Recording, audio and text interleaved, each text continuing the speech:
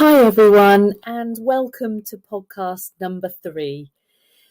During this podcast, we will cover 2 main areas. First, self-awareness, especially knowing your strengths, skills, qualities, and yes, your weaknesses too. And second, we will look at matching your strengths, skills, and qualities to the job description you will be studying for your mock interview next month. Being self-aware is very important in life and the world of work.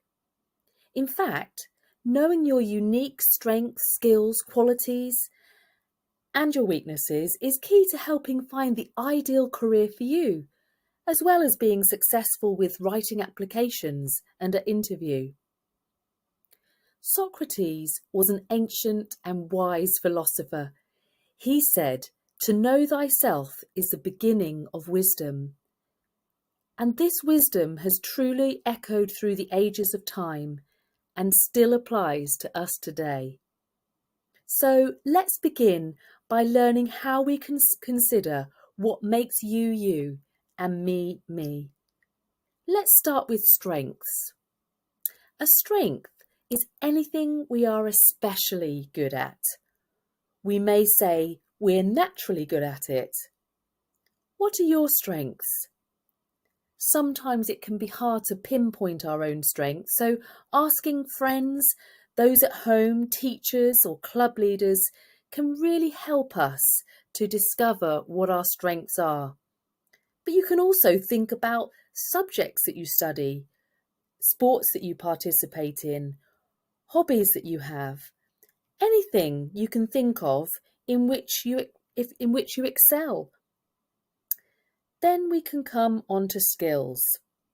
A skill is the ability to do something, and we often learn skills through repetition and practice. Within skills, we talk about hard, soft, and transferable skills. A hard skill does not mean it's difficult. It refers to a skill that can be measured, for example, through an exam or assessment. It is therefore more objective. A soft skill is therefore more subjective, for example, more in the eye of the individual or beholder. These are often things like interpersonal skills or communication, leadership and adaptability, because these are a little bit harder to measure. And finally, transferable skills. These are skills which are portable. We carry them inside us from place to place, situation to situation. Things like communication, teamwork.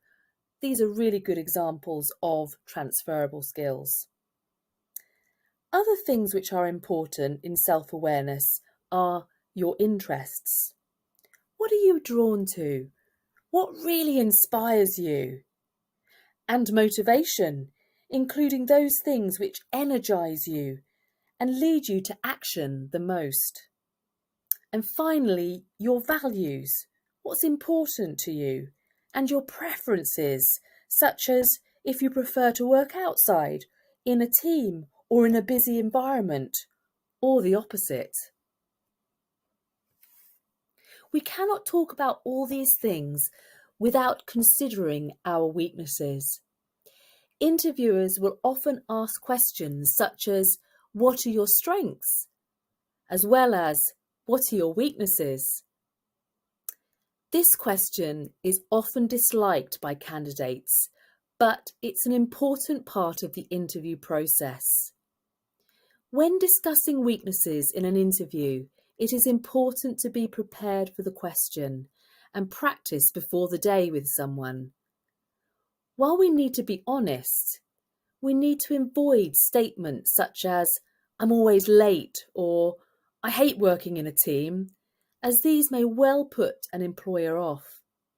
But don't fear, there are some great ways to answer these questions about both your strengths and your weaknesses, and we're going to cover these even more in podcast 4. But for now, I want to share with you an example of how to talk about a strength. I have chosen teamwork as it is mentioned in the Coveia job description. Remember, we're aiming to match our strengths and skills to the job description. So here we go. One of my strengths is teamwork. As a member of a local football team, I regularly experience the opportunity to work as part of a team. I am especially good at encouraging my fellow team members, both on and off the pitch. And I turn up to every match. Did you notice how I discussed a strength and backed it up with evidence? This is very important.